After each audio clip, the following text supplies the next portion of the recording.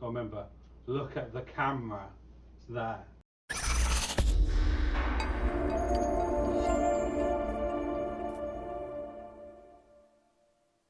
Hello and welcome to Joypads for Goalposts. Episode. Sorry. 4. See, I knew you were going to be unprepared for that. Episode 4. You can start over, or we're just going to keep We're going. just going to keep going. That's it. Is it episode 4? This is going to be We can cut all this out. Let's go with episode 4. That sounds good to me. I am Adam. I'm Chris. And today we're playing a good old-fashioned game. Again, we're going back. So we've already played Realsports Soccer, which was a surprise hit in our listings. I just have to say, I'm noticing a theme that there's a lot of games with the soccer in the name. Yeah, well, Not a lot of football going on. not a lot of football, but that'll change as we progress through the years, as we go through our checkered history of football games. So, Championship Soccer, as it is known, was on the Atari 2600 again.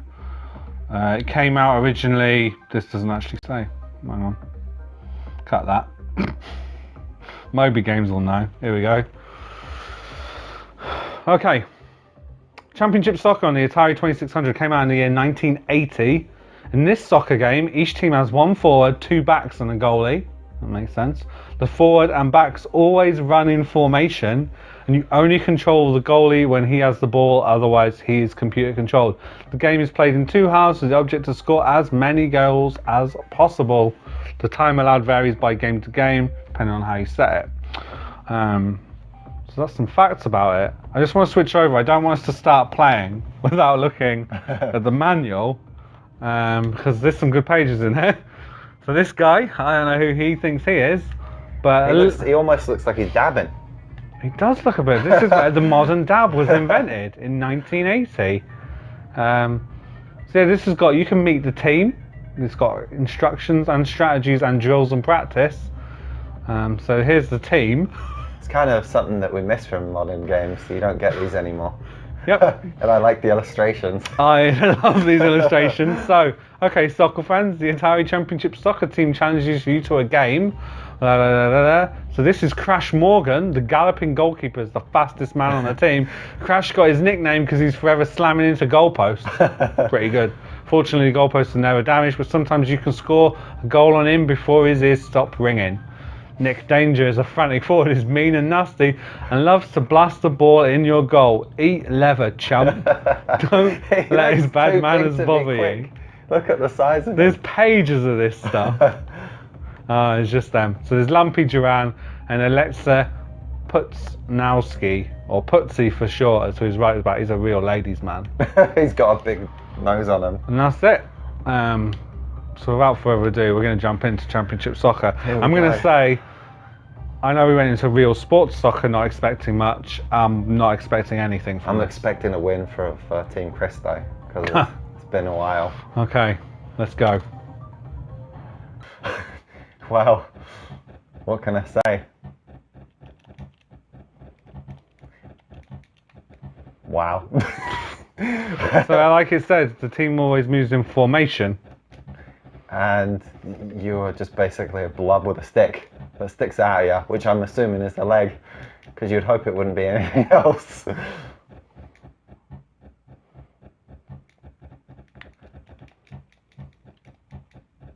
How massive is the goal? We did pick large goals on the thing, actually. That's alright, I can part with that.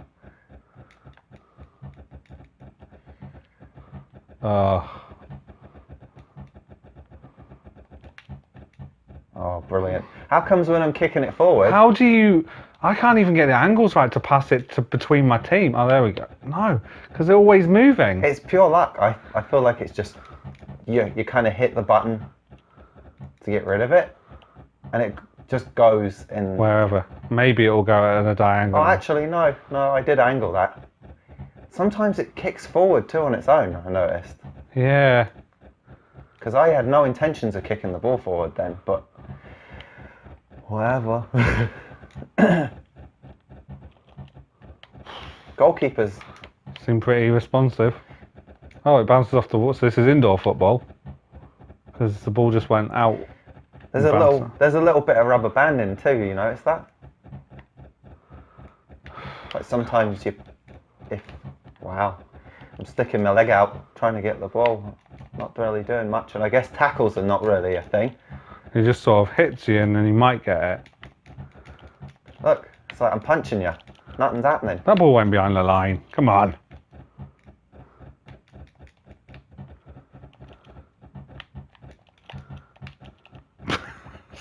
Some neat passing there. Oh God, this is a great game. Oh. Got to give props to my keeper, who seems to be on the ball. I didn't pass the ball then either times. It just went on its own.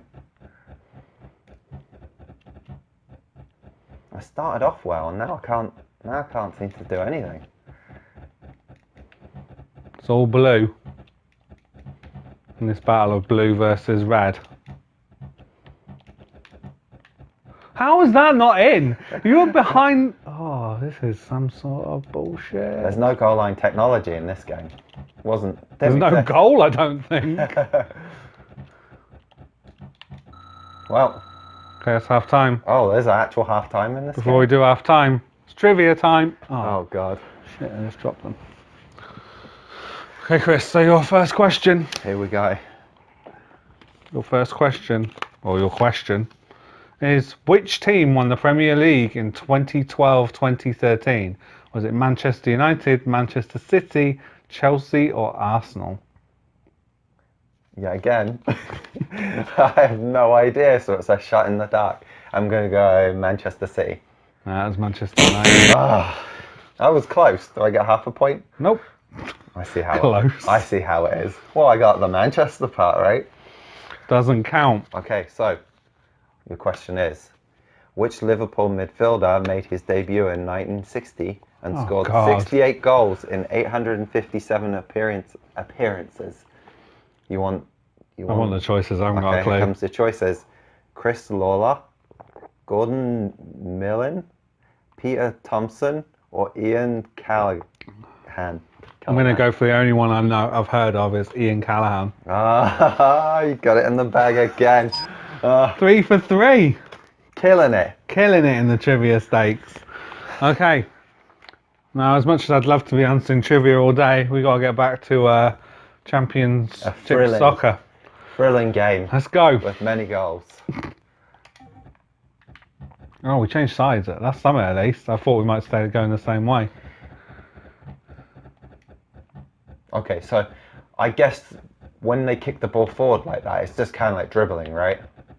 Because it does it a lot on its own, so that's what I'm going with. Yeah, to simulate dribbling. There's definitely rubber banding because you caught up with my player then immediately. See how? It was behind the line just like any other time, but it counted. I don't care. If I'm honest, when I see a goalkeeper there, I try to aim for the side. I'm sure you did that too. Yeah. But where are my players going? Get back there. you know what it is? Because you're doing the same thing I did when I'd go back to my goalkeeper and you try to move your goalkeeper around like they're like they can come out, but they can't. They just stand there and watch you. Going sideways is terrible. It takes like 5 years to move. We're gonna get trapped in the corner. That's another thing too. When you pass to your players like that, you end up passing it backwards. Yes! Oh, that one went right into the goal. That was a good goal. Look at the No fireworks. bullshit there. The fireworks go off just like they do in a regular game. Yep, you know, every time a goal goes in. They run out of them in some matches because there's too many goals.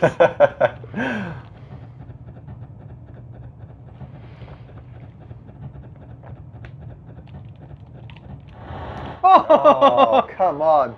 My goalkeeper just stood there.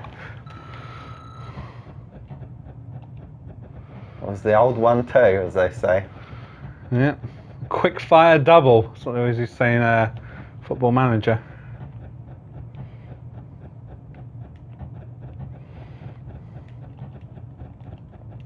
I feel like a lot of times hitting the button. Oh, that was quite a long pass there to nobody, of course. But I feel like sometimes pressing the pass button doesn't do anything.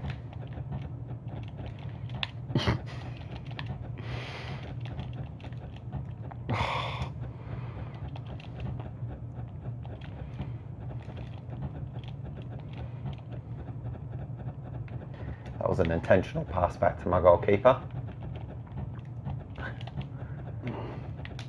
Yeah, I missed that deliberately too. Ooh.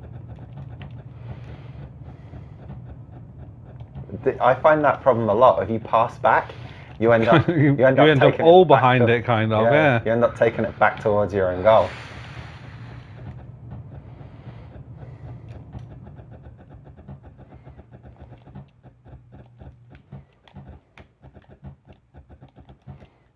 Like that. See, I had the ball but went backwards because my player was going back towards the ball.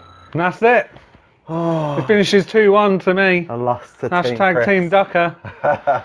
Oh, Which that means, I mean, we forgot to mention last episode actually, that puts the score at 4-2 to me.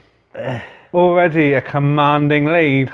For now. Okay, so let's tease this out a bit. How do we feel about Championship Soccer? It's a little painful. It's painful. Even though I won at it, there was the thrill of the goal. First half was definitely a lot more exciting than the Nah.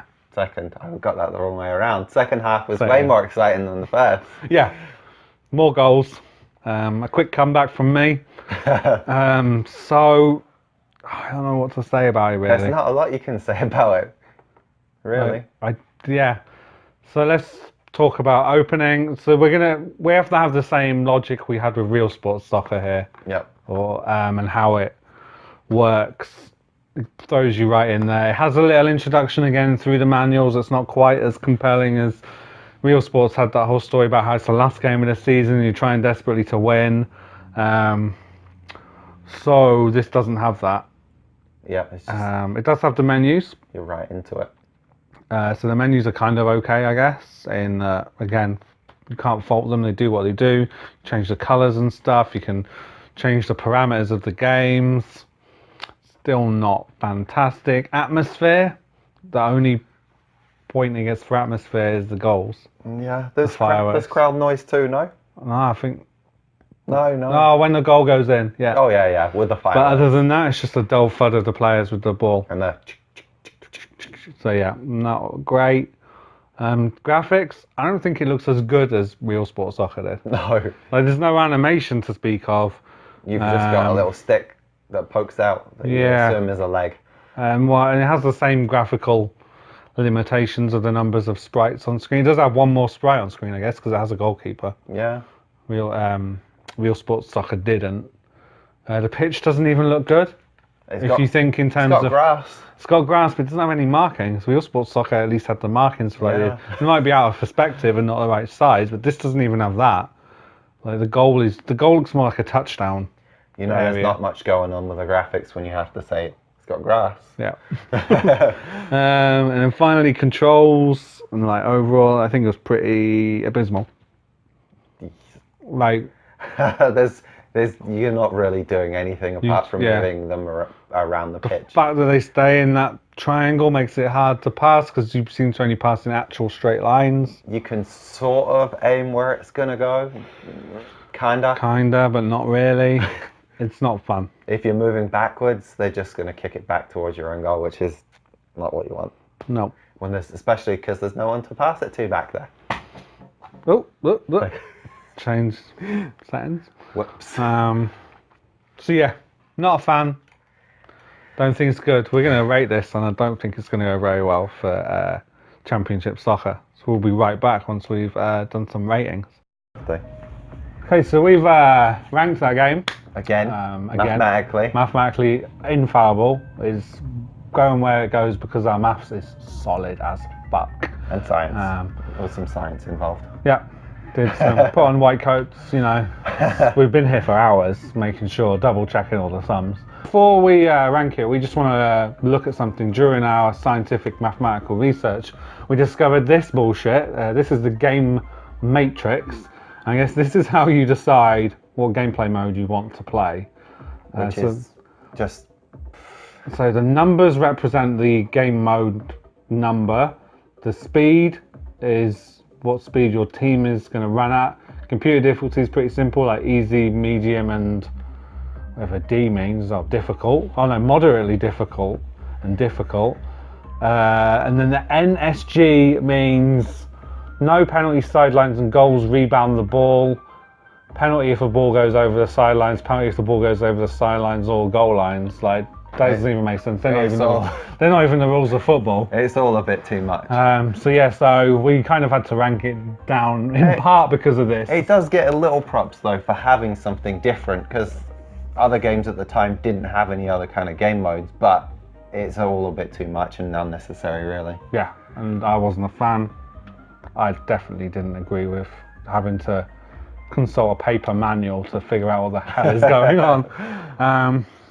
So, where did it rank? So, that's the question. I mean, we weren't too kind to it, so I don't think people will be too surprised where it came in the old chart. You would imagine it's got to be better than FIFA, because we all know FIFA's... Well, no, we're not fans of FIFA. Or goal. Or goal. Do you want to do the honours? So plank it? It obviously isn't going to sit anywhere in the top 3, because, you know, those were all great games. But is it better than FIFA? It's definitely not. Is it better than goal? Not even close. It's right down in 6th place. It's currently the worst football video game ever. Ever. Fact. Science proved this. This got here because of science. So that's it, 6 games in, and our chart is still looking like this, with Super Soccer sitting up top as the best football game of all time. Still our favourite. Atari well placed in 2nd with Realsports, but then unfortunately today, Championship Soccer really let them down. So that's it. We're done for another week. Another game done.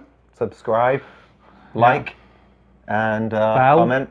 Comment. Oh, we got to pick another player name. If you get to the end of this video, who else is in the news at the moment? Lukaku. Scoring 2 on his debut. Scored 2 on his debut for Manchester United today. So if you get to the end of this video, put Lukaku in the comments so we know you reached the end. And that's it. That's it, yeah. So we'll sign off for another week, and we'll see you next week, where we will be reviewing another great football game. Thanks for watching. See you next time. Bye. Right, do we want to go for a leak? Yeah, you can go for a leak.